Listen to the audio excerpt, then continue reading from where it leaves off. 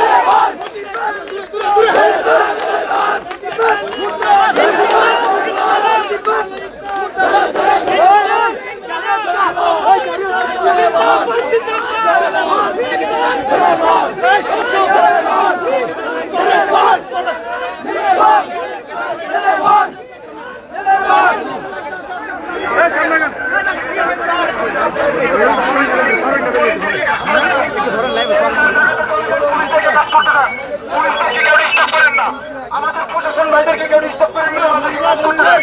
সবাই সামনে চলে যান, প্রশাসন ভাইদেরকে কেউ ডিস্টার্ব করেন না। সবাই মেইন রোডে চলে যান, সবাই মেইন রোডে চলে যান, সবাই মেইন রোডে চলে যান, সবাই মেইন রোডে যান, সবাই মেইন রোডে। প্রশাসনের ভাই যারা আছে আমাদেরকে কেউ ডিস্টার্ব করেন না। পুলিশের কাজ করতে দেন, সবাই মেইন রোডে চলে যান।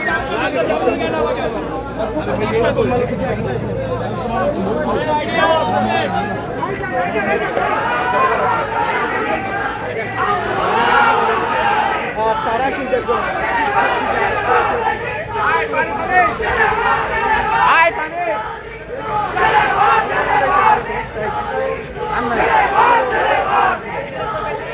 দর্শক, এই মুহূর্তে কিন্তু আসলে ধানমন্ডি 32 নম্বর আরো একজনকে আটক করা হয়েছে নিষিদ্ধ সংগঠনের কর্মী অভিযোগে।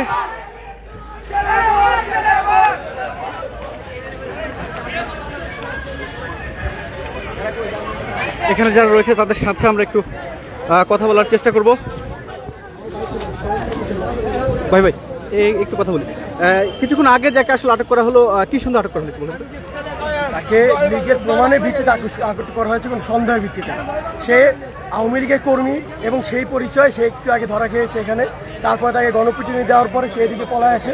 পালায়নের মুহূর্তে তাকে আবার জনতা ধরে, ঘিরে ধরে, আবার তাকে কোনো স্লোগান দিয়েছিল কিনা সেটা আমরা সঠিক বলতে পারছি না, তবে সেখানে তাকে যথাযথ প্রমাণের ভিত্তিতে ধরা হয়েছে। দর্শক, এই মুহূর্তে কিন্তু ধানমন্ডি 32 নম্বর থেকে আরও একজনকে আটক করা হয়েছে নিষিদ্ধ সংগঠনের কর্মীর অভিযোগে। যেমনটি দেখতে পাচ্ছেন, এখন পর্যন্ত আমাদের হাতে থাকা তথ্য মতে এখন পর্যন্ত ধানমন্ডি 32 নম্বরে 5 জন আটক হয়েছে। আপনাদেরকে সরাসরি যুক্ত করেছিলাম কালের কণ্ঠের ফেসবুক লাইভে। ভাই একটু যদি ভাই যুক্ত করেছিলাম কালের কণ্ঠের ফেসবুক লাইভে। এখন পর্যন্ত মোট 5 জনকে আটকের তথ্য আমাদের কাছে এসেছে ধানমন্ডি 32 নম্বর থেকে নিষিদ্ধ সংগঠনের কর্মী হিসেবে। এই ছিল আপাতত এখন পর্যন্ত ধানমন্ডি 32 নম্বর থেকে সর্বশেষ। কে কোথা থেকে দেখছেন জানিয়ে দিতে পারেন। আপনাদেরকে দেখাচ্ছিলাম নিষিদ্ধ সংগঠনের কর্মীর অভিযোগে যাদেরকে আটক করা হচ্ছিল। আমরা রয়েছি বর্তমানে ধানমন্ডি 32 নম্বরে, এবং এখানে যারা ছিলেন তারা বলছিলেন যে বর্তমানে যাকে ধরা হয়েছে তিনি নানান ধরনের স্লোগান দিচ্ছিলেন।